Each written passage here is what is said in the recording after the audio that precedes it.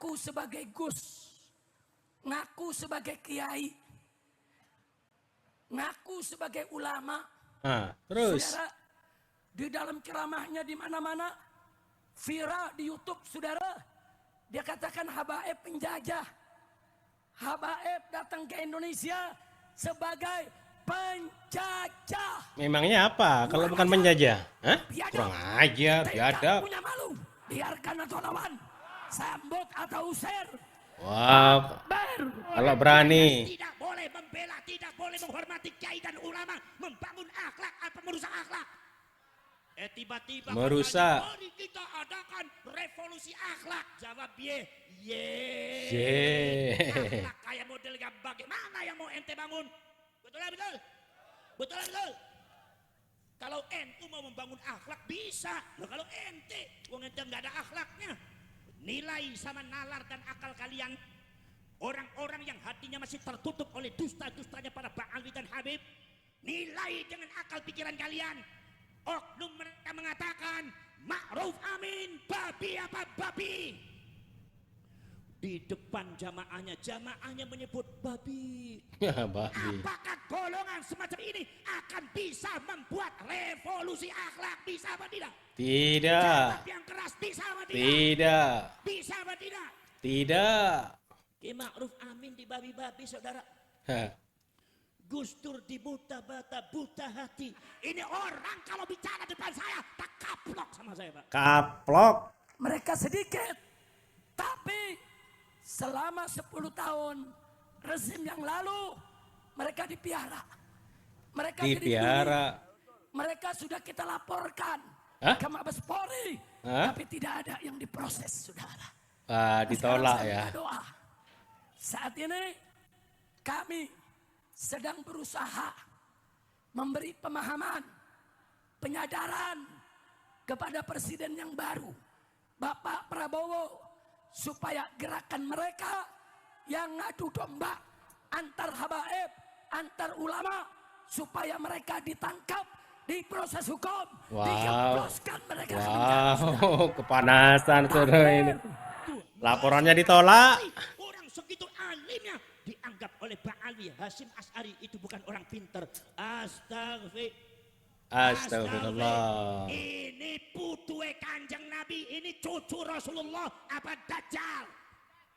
Jawab yang keras, cucunya Rasulullah apa Dajjal? Cucunya Rasulullah apa Dajjal? Ini bukan perkataan cucunya Rasulullah. Makanya Ki Imaduddin Al-Bantani dan saya dan para ulama muda Nahdlatul Ulama tergerak secara ilmiah dibahas.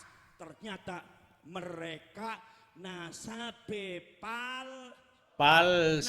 nasabe Cangkoan. pesan sifatnya juga Beda. Yang disebutnya cucunya Rasulullah. Cucu Rasulullah palsu. Fir'aun.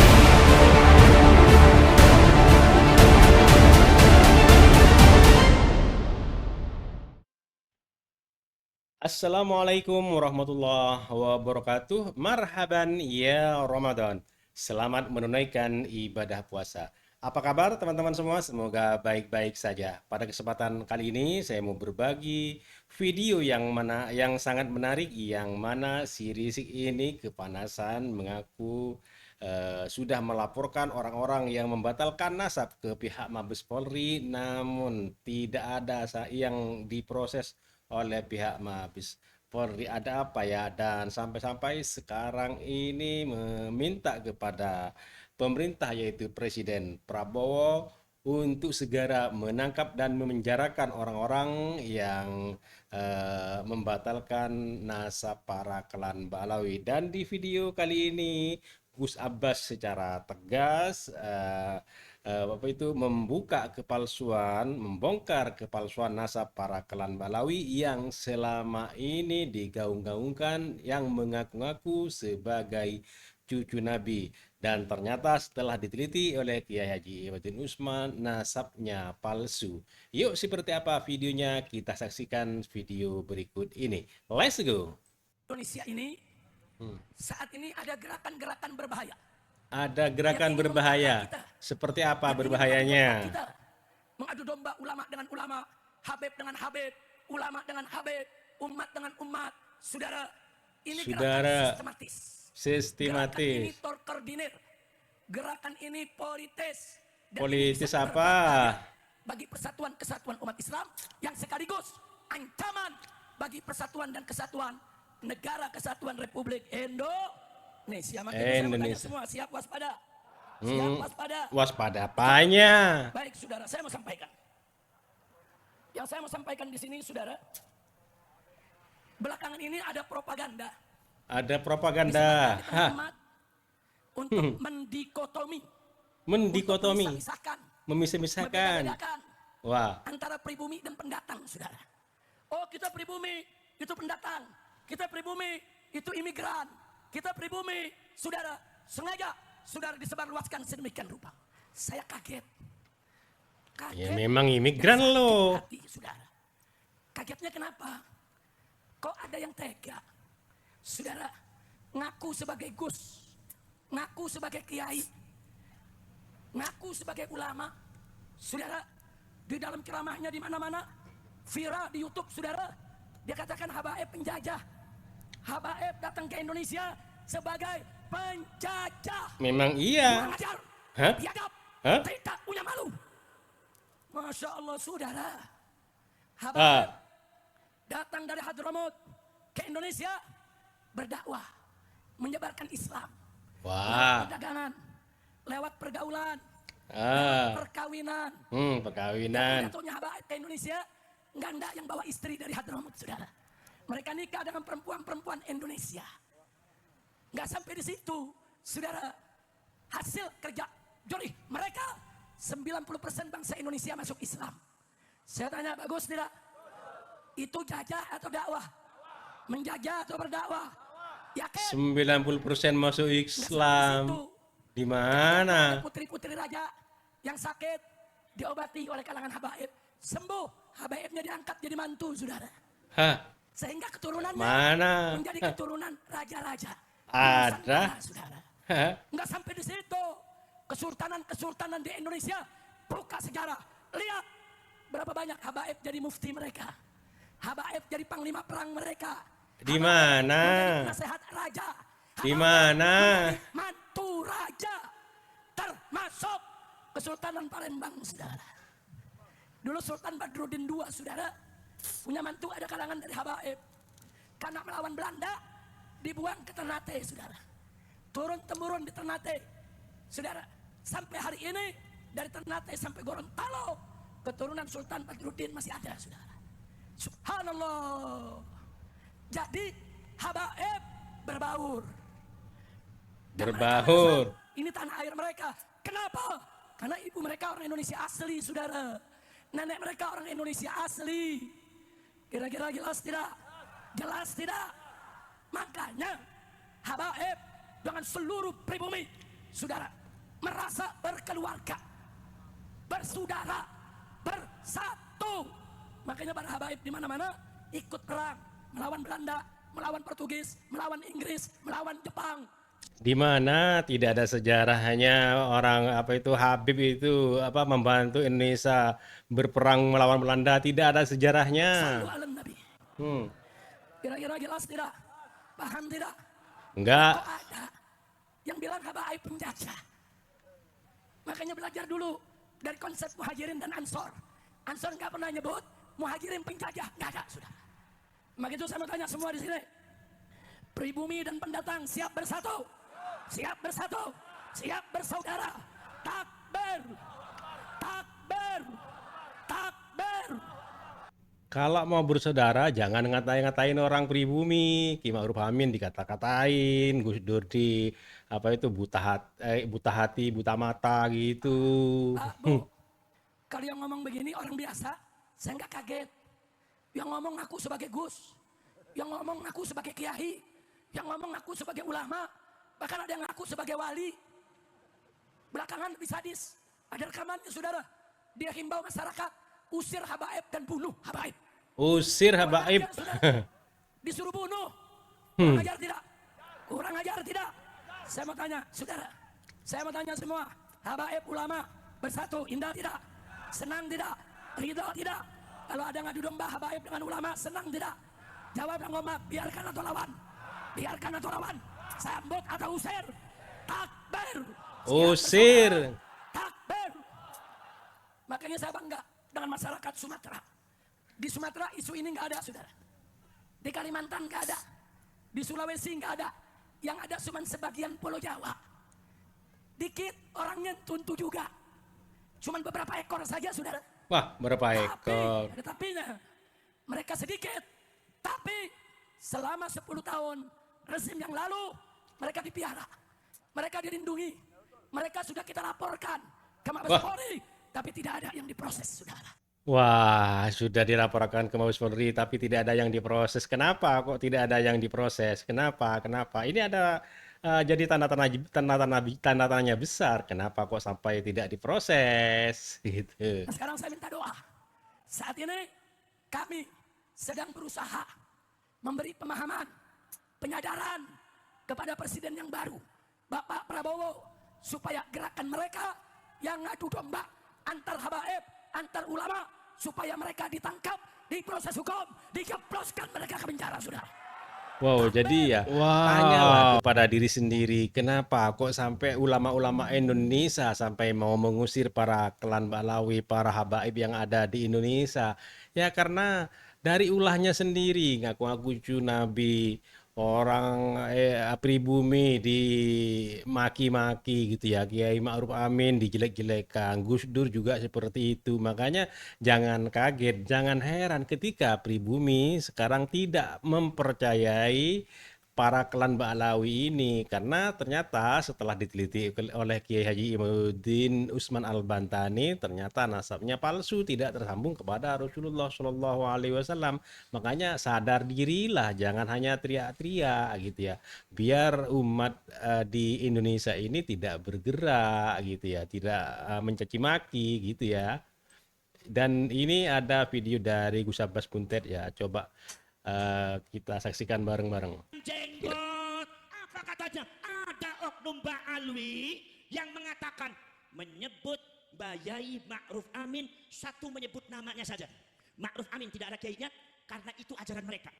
Kalau menyebut kiai-kiai pribumi jangan sebut kiai, sebut namanya aja. Kemudian titel gak usah disebut.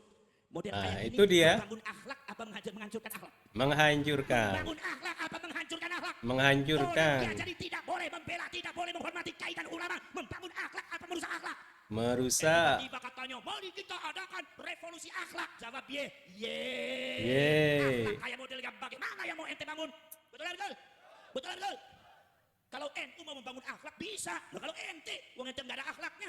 Betul betul? Betul. Itu Bayai Ma'ruf Amin disebutnya apa saudara? Jangan kaget. Orang NU jangan kaget ya. Siapapun Ba'alwinya saudara-saudara, Anda harus menangani ini semua. Anda harus menghadapi dan harus bersikap secara tegas. Walaupun dalam hati Anda maafkan mereka. Tetapi dalam masalah yang apa masalah ketegasan, jangan tinggal diam. Jangan biarkan mereka menghujat para ulama, para kiai asli Indonesia. Betul? Pengen tahu ucapannya? Nilai sama nalar dan akal kalian. Orang-orang yang hatinya masih tertutup oleh dusta-dustanya para Ba'alwi dan Habib. Nilai dengan akal pikiran kalian. Oknum mereka mengatakan, Ma'ruf Amin, babi apa babi? Di depan jamaahnya menyebut babi. Babi apa babi? Babi apa babi? Seorang ulama besar disebut babi, tidak ada sopan santunnya. Sekarang saya tanya kepada kalian, apakah golongan semacam ini akan bisa membuat revolusi akhlak? Bisa apa tidak? Tidak. Ki Ma'ruf Amin di babi-babi saudara. Gus Dur di buta mata, buta hati. Buta mata, buta hati. Sudah keterlaluan. Hasyim Asy'ari Syekhul Akbar wa Imamun Nahdliyin, disebutnya cuma Hasyim Asy'ari. Hasyim Asy'ari itu bukan orang pintar, orang bodoh. Dan Hasyim Asy'ari itu tidak ada jasanya dalam kemerdekaan Indonesia. Ini orang kalau bicara depan saya tak kaplok sama saya, Pak. Kaplok, biar kapok. Kaplok.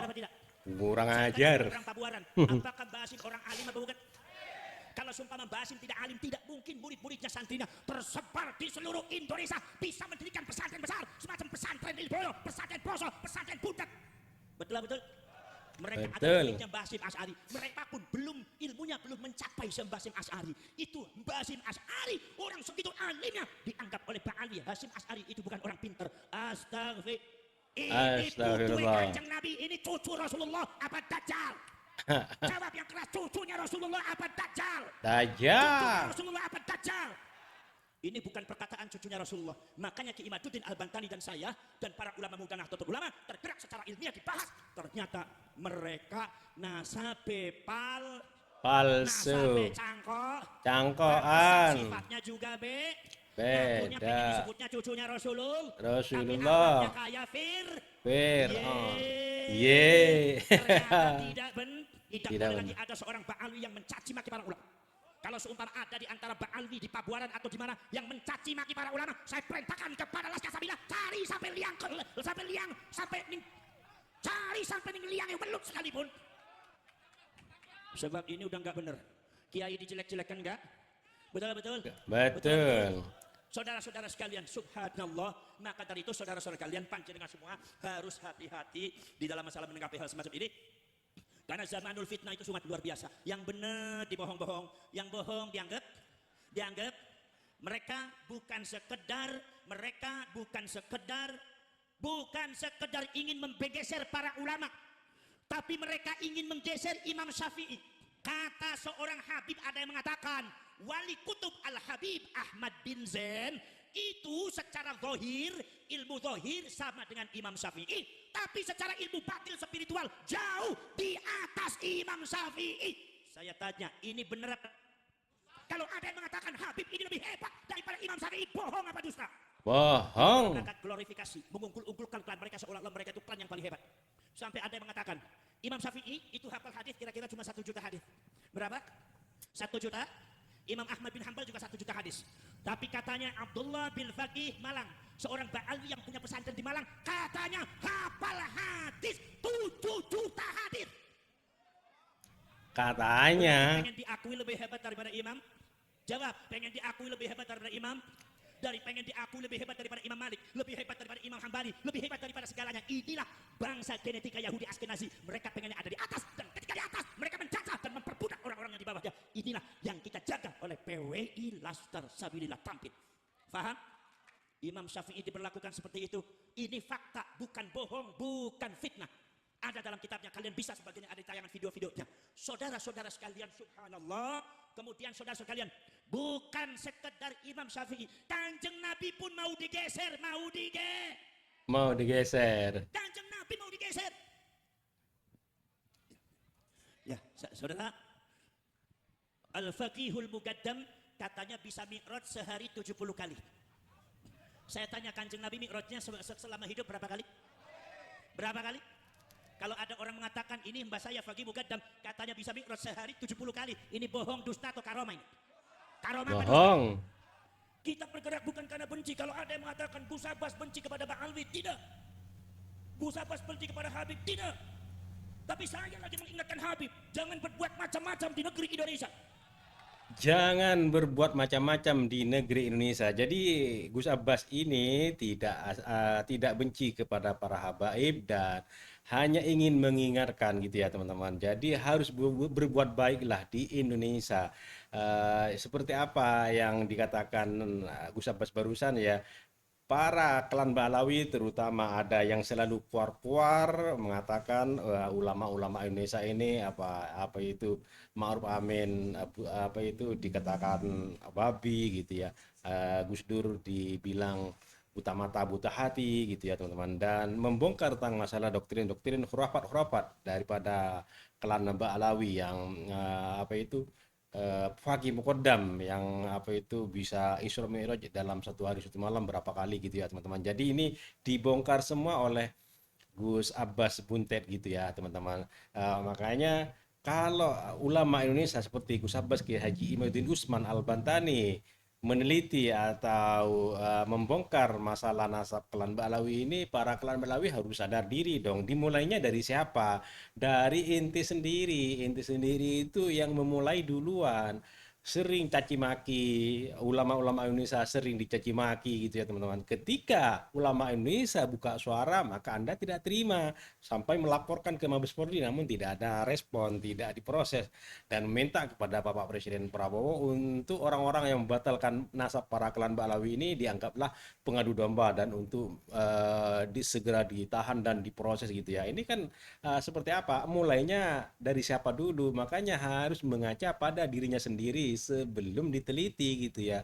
Karena ada penelitian ini, makanya sekarang ini agak reda ya. Yang mencaci maki ulama-ulama Indonesia ini agak mulai reda gitu ya, teman-teman. Jangan Yuk berbuat dilanjut lagi. macam-macam di anak bangsa Indonesia. Jangan Suka macam-macam. jahil terhadap sejarah Indonesia.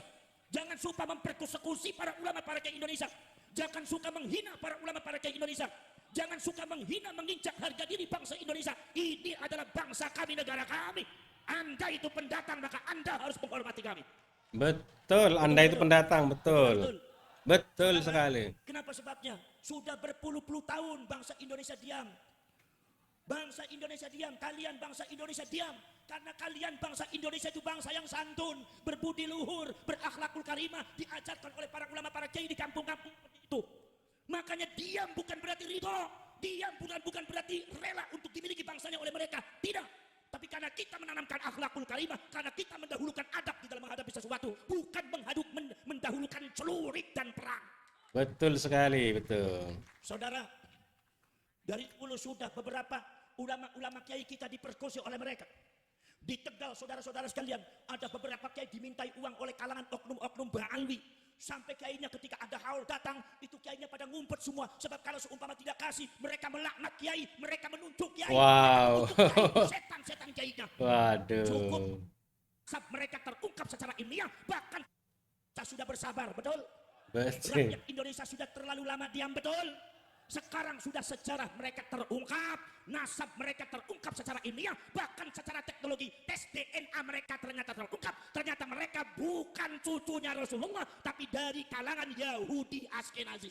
Dari kalangan Yahudi Askenazi. Saudara, mengungkap tentang masalah nasab Ba'alwi bukan sembarangan. Kiai Imaduddin Al-Bantani dengan saya membaca kitab dengan Gus Aziz Jazuli, Kiai Nur Ikhya dan para ulama-ulama Nahdlatul Ulama muda. Ratusan judul kitab yang dikarang oleh ulama-ulama seluruh dunia, termasuk yang dikarang oleh ulama Yamannya sendiri. Bahkan ulama dari Hadramautnya sendiri yang mengatakan bahwa kaum Ba'alwi sejak ada di Yaman bikin rusuh, memprovokasi masyarakat, kemudian menguasai masyarakat, menghina para ulama, para kiai, akhirnya memecah belah masyarakat Yaman.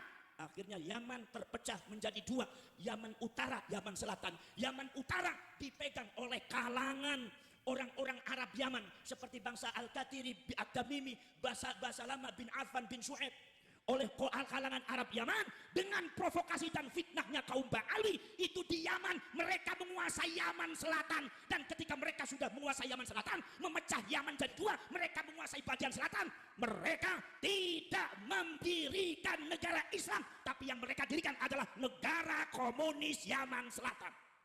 Wow, mendirikan negara komunis Yaman Selatan. Wah. Ini berbahaya ini ya teman-teman. Bukan hanya di Indonesia yang bikin ulah, tapi di Yaman sendiri bikin ulah, kata Gus Abbas ya teman-teman. Buka sejarah. Buka sejarah. Makanya, masyarakat Pabuaran, buka hati kalian. Buka hati kalian. Ba'alwi kerap kali setiap ada orang yang menentang mereka selalu menuduh PKI, menuduh komunis, tapi catatan data sejarah justru mereka yang mengibarkan bendera komunis di dunia. Mau saya buka?